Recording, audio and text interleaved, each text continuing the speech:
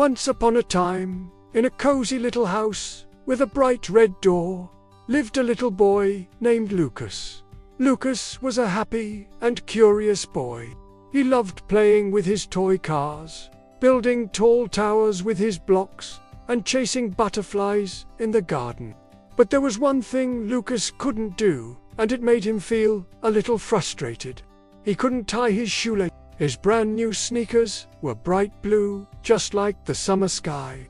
They had long, wiggly laces that looked like two little white worms.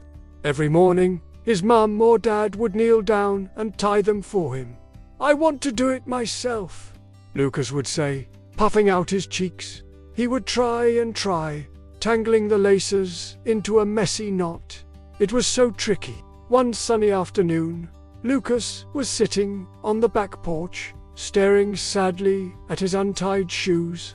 He wiggled his toes, feeling a little grumpy. Suddenly, he heard a tiny little squeak. "Having trouble there, little fella?" Lucas looked around. He didn't see anyone. "Who said that?" he whispered. "Down here," the voice squeaked again. Lucas looked down and saw the most amazing creature he had ever seen. It was no bigger than his thumb, with fluffy purple fur, big sparkling eyes, and tiny wings that shimmered like a rainbow. It was sitting right on the tip of his sneaker. "Wow! Who are you?" Lucas gasped. "I'm a lace sprite," the creature chirped. "My name is Twirl, and I help kids with tricky knots and loopy loops. Tying shoes is my specialty." Lucas's eyes widened with excitement. "Really? Can you teach me?" "Of course," said Twirl, doing a little flip in the air. "It's easy once you know the secret. Just think of it as a story.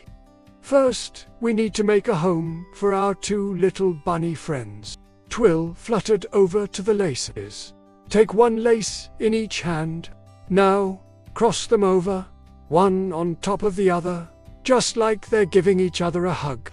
See? Then tuck one lace under the other and pull it tight. You've just built the foundation of their bunny burrow." Lucas carefully followed Twirl's instructions. He crossed the laces, tucked one under, and pulled. It worked.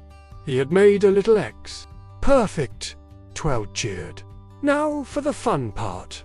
Make a loop with one lace. This is our first bunny ear. Hold it tight with your thumb and finger." Lucas made a loop, just like Twirl showed him. It looked just like a floppy bunny ear. "Excellent," said Twirl. "Now, take the other lace, our second bunny, and have it run around the bunny ear's home. Around the back it goes." Lucas wrapped the second lace all the way around the loop he was holding. "Now, the magic part," Twirl whispered. "The second bunny sees a little cave under the bridge you just made. Push it through that little hole to make a second bunny ear." Lucas found the little hole and carefully pushed the second lace through. Two loops popped out, just like two fluffy bunny ears. "You're almost there," Twirl squealed with delight. "Now, grab both bunny ears and pull them tight." Lucas grabbed both loops and gave a gentle tug. And just like that, the laces formed a perfect, neat bow. He had done it!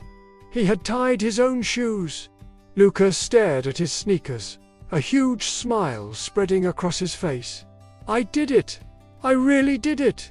he shouted, jumping up and down. Twirl the lace sprite zoomed around his head in a happy circle. "You see, you just needed a little story to help you remember. The bunnies build a home, make their ears, and then give a big hug." From that day on, Lucas never had trouble tying his shoes again. Every morning, he would think of the two little bunnies in their burrow, and he would tie a perfect bow every single time. Sometimes, when he was in the garden, he thought he could hear a tiny little squeak cheering him on, and he would smile, knowing his magical friend was never too far away.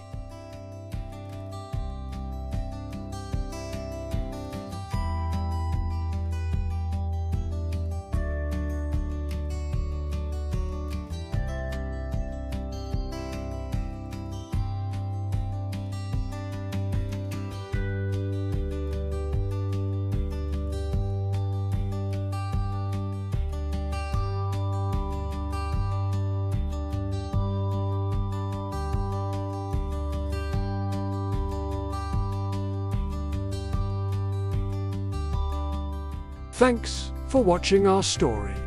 Don't forget to like and subscribe for more adventures. Bye for now.